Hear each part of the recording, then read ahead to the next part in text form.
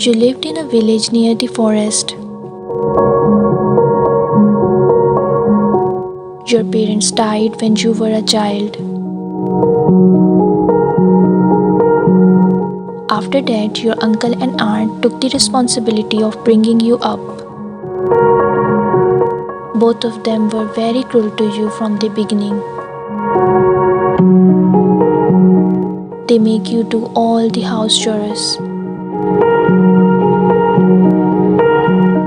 And now they crossed the line. They wanted to get you married to an old man for money. So you made a plan and ran away from home in the dark of night and entered into the forest.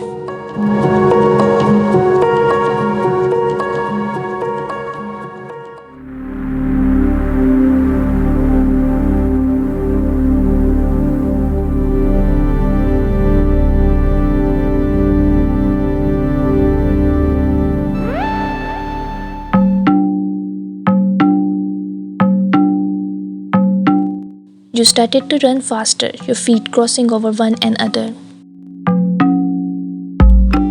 Till you trip over your feet, landing on your side.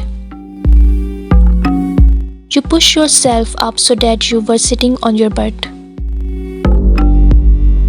Smiling, you lean back, looking up at the sky. All of a sudden, your ear perks up as you hear a twig or something snap. Your head snaps to the side, trying to see what made that noise. You scramble to your feet, looking from side to side, and twirls around again, trying to see, yet only seeing very little in the dark. Finally, as you turn to the north, a great grey wolf comes toward you.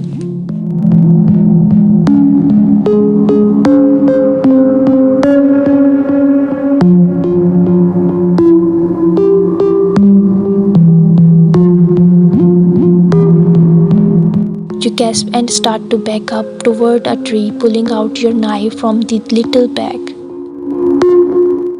The big grey wolf comes closer to you. You stare at it, barely moving and trying not to breathe loudly. All of a sudden, you hear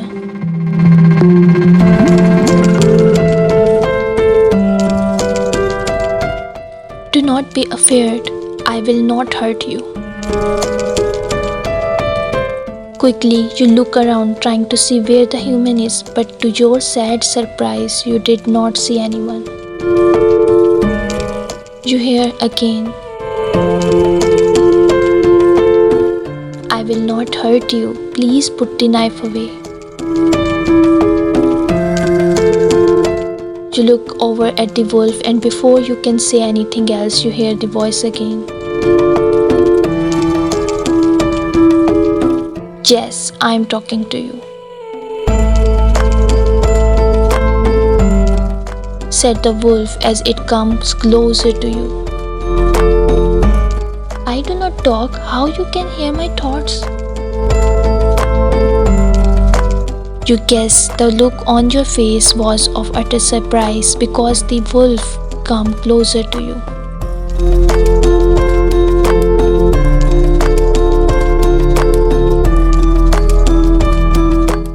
When he got so close, he sat down and he said to you, "Please don't be afraid. Come over here to me. I won't hurt you." You look at him one more time before you shakily get up off the ground slowly. Your feet take small steps toward the great beast. You hold out one shaky slender hand and run your fingers slowly over the top of the grey wolf head. When you see that he will cause you no harm, you move a little closer to him, rubbing your fingers down the back of his large neck. His big head rests on your chest. You were quite sure you even heard the wonderful beast sigh. You smile again as you pet the wolf.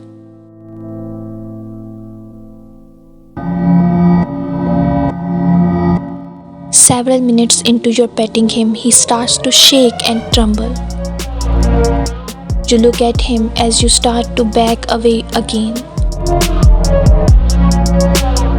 Your eyes are now wide with terror as the sweet great wolf starts to shake and thrash about on the ground of the forest. You watch him as you hear his bone cracking and the massive hair on his body start to disappear right in front of you. His long claws start to form into human hands, and as you look him over, he is turning from a beast into a human. You hold back a scream and find yourself with your back against the tree again. Your small knife came out again. The wolf that was now a man started to move. He, as you look at him, actually looking over his body. His head covered in dark hair, his body giving you hints of muscle, and you blush as you look lower. Then you looked at his face.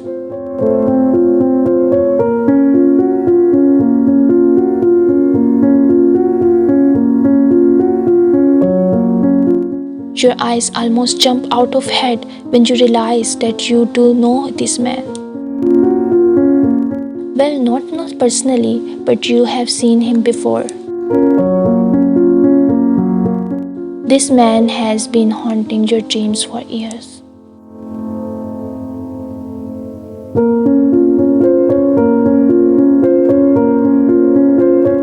You look at him one more time before you push yourself up off the ground again with rage in your heart. You walk over to the man lying on the ground. You start to yell. Why are you haunting my dreams? Why I know you? Why have you come to me?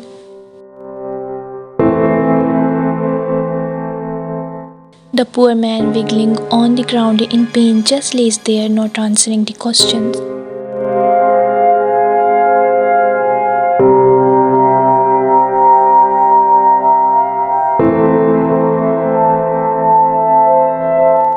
You walk closer to him and push him over on his back with your foot, still holding out your knife. He looks up at you, his eyes taking you in. The man takes another breath before he said,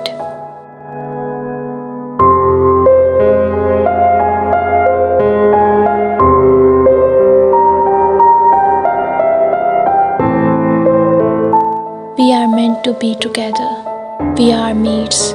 You are supposed to be with me." He smiles, a smile that takes up his whole face.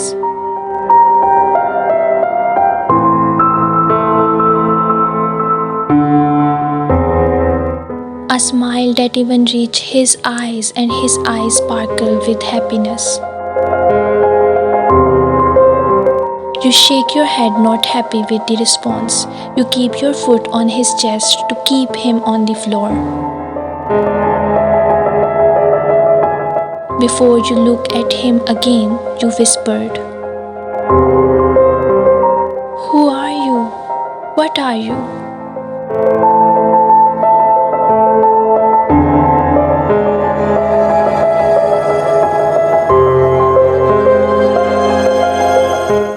He looked at you and said, "I am Jimin. I am a wolf, alpha of my..."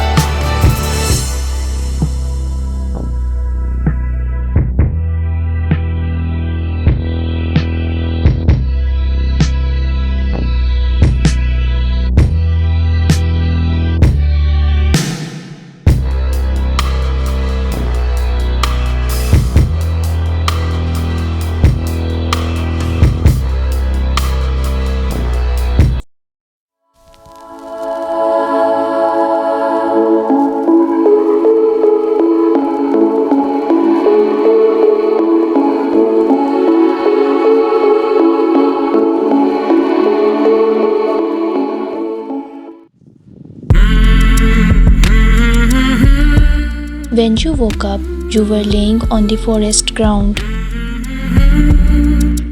You pulled yourself up, looking around, wondering if it was all a dream till you saw him.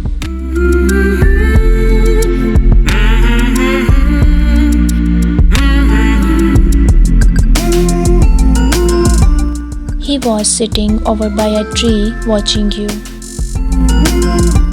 You smile and can feel yourself connected to this man.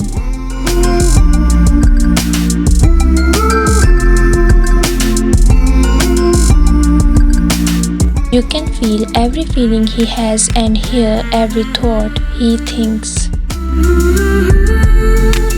You slowly pulled yourself off the ground and walk over to him. You smile at him and whispered, "Never really know just what you want. "Hi." With you I don't ever feel calm. I can feel the sweat inside my palms. Play with me like cats and a string. You don't understand. He looks at you and whispered, You don't ever wanna give me wings. You don't "Hi, ever wanna love." set me free. You know I'm addicted to you, and it's twisted. You've been gifted with the evil voodoo. Got me coming back for more, even when I've been screwed. Dolls full of pins, pierce my heart. As you stand there, you wonder what happened, and all you hear is a whisper in your head saying, "We are now bound together forever, and you are now safe." At that moment, you know nothing bad would ever happen to you again. You smile and look down at the man who you feel so connected to, even if you have only known him for a few hours. It feels as if you have known him for all your life. At that moment, it all just felt so right. He gave you a gentle kiss on the forehead. And my heart's black and blue from the bruising. I feel like when I'm with you I'm losing. I feel like you think that this amusing. Sitting there gaslighting and confusing. Was it me? Is it me? Am I deluded? I'm the one who's always sorry, the conclusion. Even though I offer all of the solutions. I wish you loved me like I love you, it's stupid. When I'm alone with you I never feel lucid. I wish I wasn't struck by Cupid. I wish when I first saw you I knew